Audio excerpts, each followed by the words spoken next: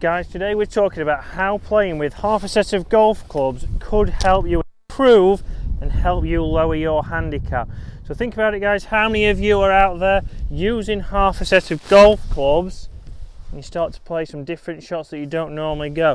And we're also going to talk about something new I've got in my bag that fits nicely with only using half a set.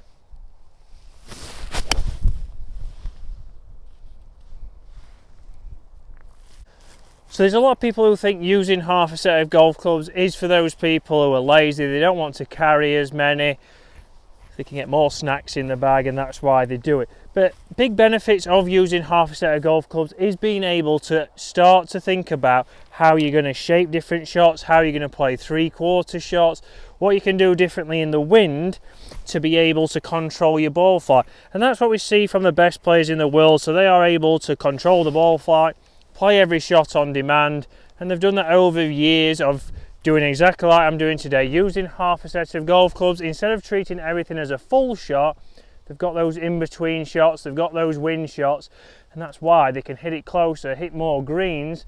And as we know from last week, if we're hitting more greens, one green in regulation more, we're going to gain one shot in the whole round of golf, so it's really going to help us out. So all I see from amateurs is they get 150 yards, right, that's a full 8 iron, it's into the wind, right, I'll just give it a bit more, hit it a bit harder, it balloons a little bit more, it's affected by the wind. So we're going to see what we've got here.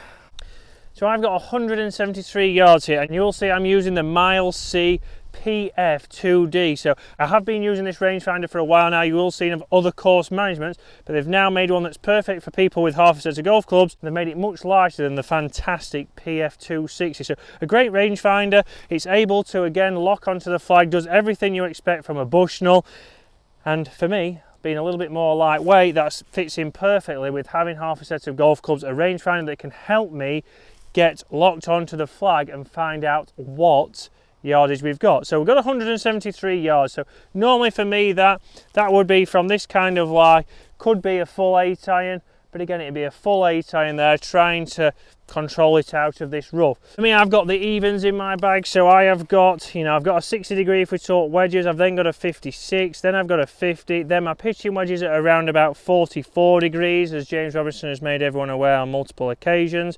I've then got 8, 6 and 4.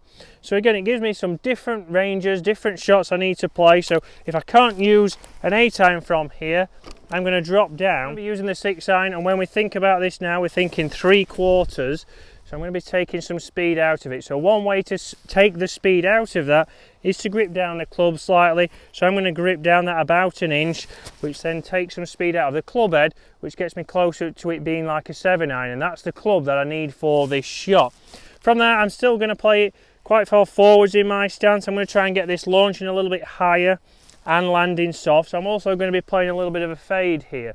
So I'm already thinking about what kind of shot shape is going to allow me to be able to get this ball to land soft on the green and hold the green. From 173 yards, we're looking at anywhere on the green would be good, even on the fringe would be good. We're going over a bunker out of the rough, so it's not the easiest, but forwards in my stance, aim left, again playing a fade, alignment needs to be left, face will be left of target, but open to my stance, and then from there commit to swinging down the line. That snagged a little bit, but as it worked, that has worked, a very, very lucky shot there, but that's gone around the bunker onto the front edge of the green, and that's got away with it. So not the best shot. It did snag there in the rough is a little bit thicker. Some people might say, right, could I have hit an 8 iron? I could have hit an 8 iron, but that might have then snagged the same and gone straight into the bunker, where from there we're not going to be gaining, or we're not going to have as much chance of getting up and down. So let's get up there. So as we come up onto the green, we can see there, okay, it's probably left me 45 feet to the flag, so it's giving me an outside chance. It did run magically through those, so everyone has a little bit of luck sometimes. So let's go through our read here. Let's have a look and give it a roll.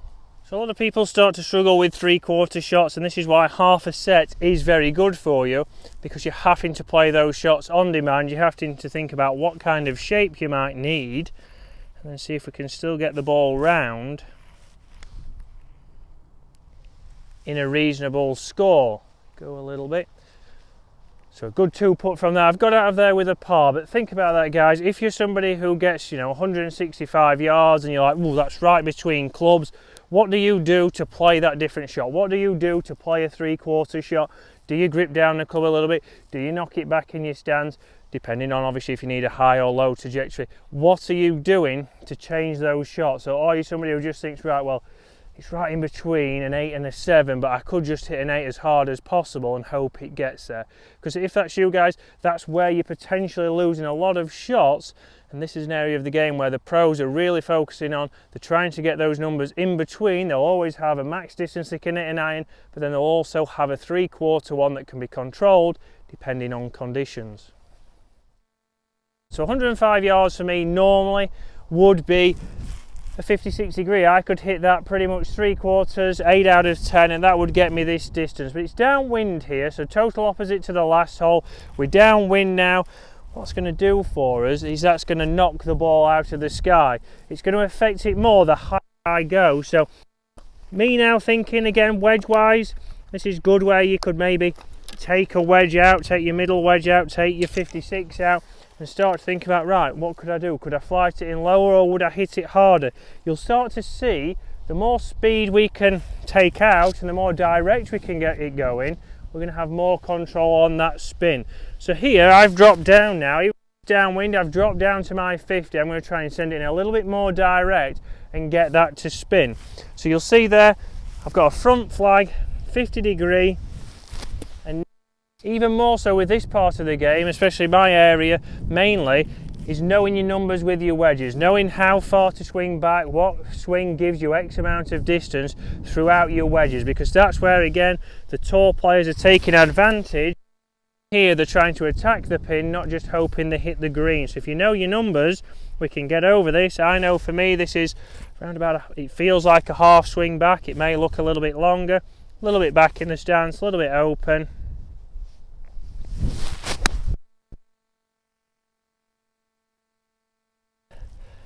Landing just past the flag and stopping pretty quickly. So that's not far away at all. That stopped pretty quick. It was nice and compact, and that's one thing with your wedges. It's downwind. Everybody instantly thinks, right, I've got to send it high, land it soft. Nice and compact there. Felt like half a swing back. I know on camera feel and reel is different, but that'll be your feel. That's got me there. That's now giving me again another chance. But by using a different wedge to what I would normally do and trying to figure out what I need to do, it's really going to help you improve your feel, improve your touch, and then being more aggressive in and around the green. So let's get up there now. So guys, comment below if you are using a Mileseey rangefinder. I know mid-handicap Dave had got one before even I was sent one from the guys. So here's the price on the screen now. You can see that this one at the moment is on sale, so coming out around about $109. So around about £90 at the moment. The rate isn't the best for the pound at the moment. You can see a great rangefinder, lightweight, and if that's something you're interested in, I know a lot of people commented below. I'll put a link in the description below of the website so you can go and look at this rangefinder, as it might be something that can help you, nice and lightweight. You might be able to get a few more golf balls in like myself. So as we come in, or snacks in that case actually. So as we come in now guys, you can see here I've hit it to 21 feet roughly. So tour average from 100 yards is 23 feet. So you can see there, it's pitched here, one big bounce, and then it's had plenty of spin to stop that. So inside tour average, and that's by going down a club. We're downwind. We can see if we do that a little bit more compact, we'll actually get more spin than we would from hitting the 56. Again, we'll be having to land the 56 on the perfect spot for it to stop. Potentially it won't get any spin because it'll be knocked down more and affected more by the wind. So having those shots in the bag, getting on the driving range and practicing those 3/4 wedges, half wedges, you'll then start to know how aggressive you can be in all wind conditions.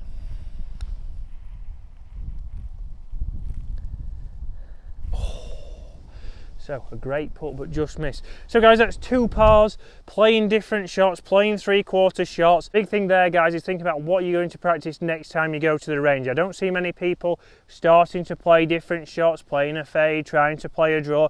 And I know you will say you can't, but get on there, practice, see what you need to do. If we're trying to fade a ball, we need to be open to the target, club face open to our stance. If it's going too far right, we've got the club face too far open, we can start to adjust that, or we've got the alignment.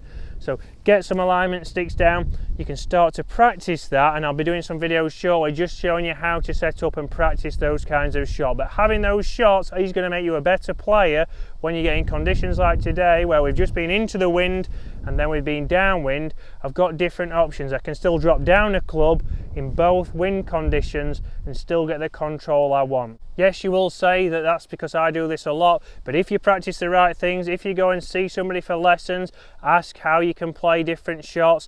Are you gripping down a club? What do you need to feel? Because a lot of people struggle when it comes to this, guys. And thank you to Mileseey for sending me out the new rangefinder, the Pf2D. So like I said, anyone interested in looking at that rangefinder, is an affordable rangefinder. So again, I try to put things on the channel that are more affordable, that are going to help you lower your handicap, and that's something that it is. So it will be in the description below. So guys, hopefully you enjoyed that. Hopefully you'll be out there this winter with half a set of golf clubs, starting to practice ready for the summer, and I will see you again later in the week.